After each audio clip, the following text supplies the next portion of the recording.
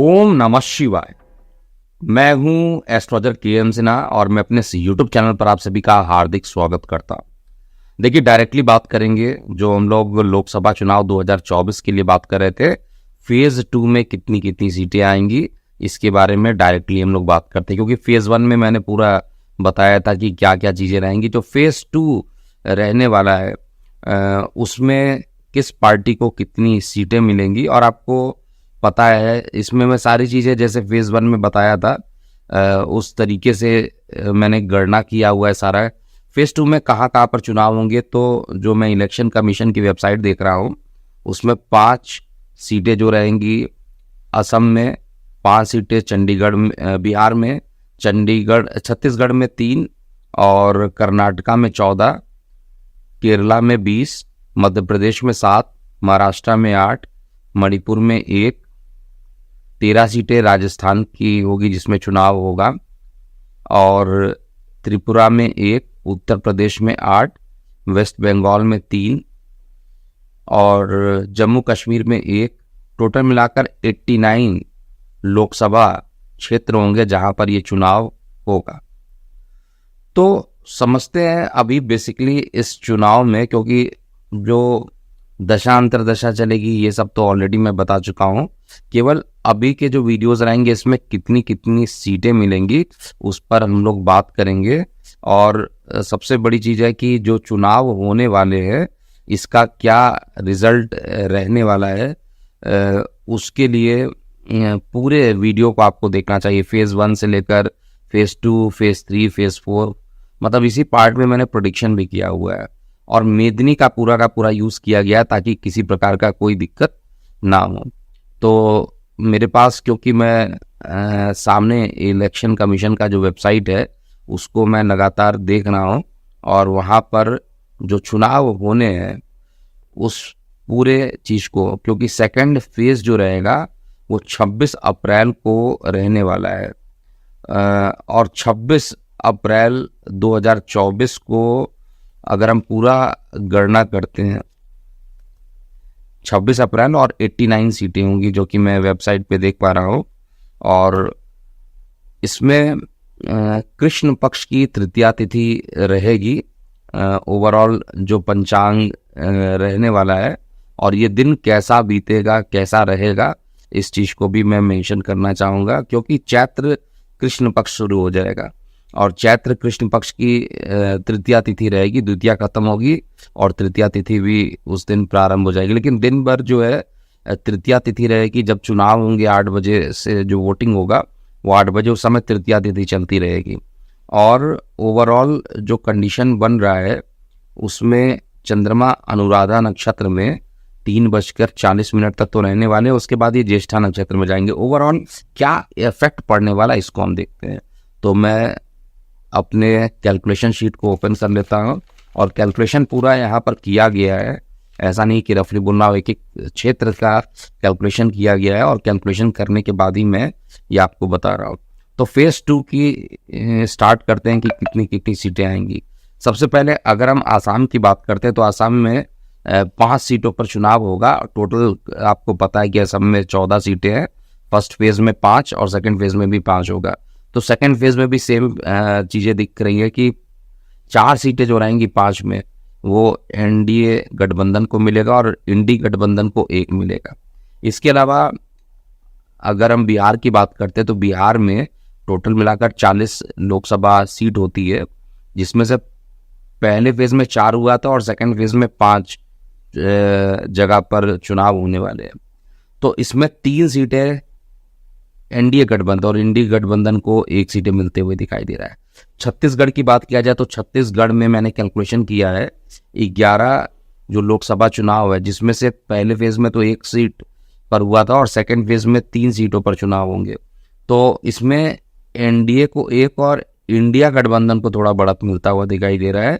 इसके अलावा कर्नाटका देखिए, पिछले बार का जो था चुनाव उसमें बहुत ज़्यादा सीटें एनडीए गठबंधन को मिली थी। 28 में से 26 सीटें एनडीए गठबंधन को मिला था और 2 सीटें कांग्रेस वहाँ पर जीती थी। बट इस बार का मामला थोड़ा सा बिगड़ने वाला है कर्नाटका को लेकर अगर मैं देखूं तो इस तरीके की स्थिति यहाँ पर नहीं रहेगी। इसमें पहले फेज में ही जो रहेगा एनडीए गठबंधन कमजोर पड़ेगा। 5 सीटें केवल एनडीए गठबंधन को मिलेगी 14 में से, और 9 सीटें कम से कम इंडी अलायंस को यहाँ पर मिलता हुआ दिखाई दे रहा है। ये भी सरप्राइजिंग रिजल्ट रहेगा। जैसे फर्स्ट फेज में मैंने बात किया केरला में, ये तमिलनाडु में, वहाँ पर एनडीए थोड़ा मजबूत होगा और इंडी थोड़ा कमज़ोर होगा, पहली बार ऐसा होगा।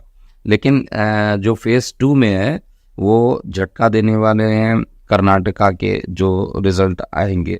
रिज़ल्ट के डेट के जिस दिन चुनाव होंगे उसके अकॉर्डिंग है, रिज़ल्ट के समय जो टोटल सीट आएगा उसको हम लोग गणना ज़रूर करेंगे।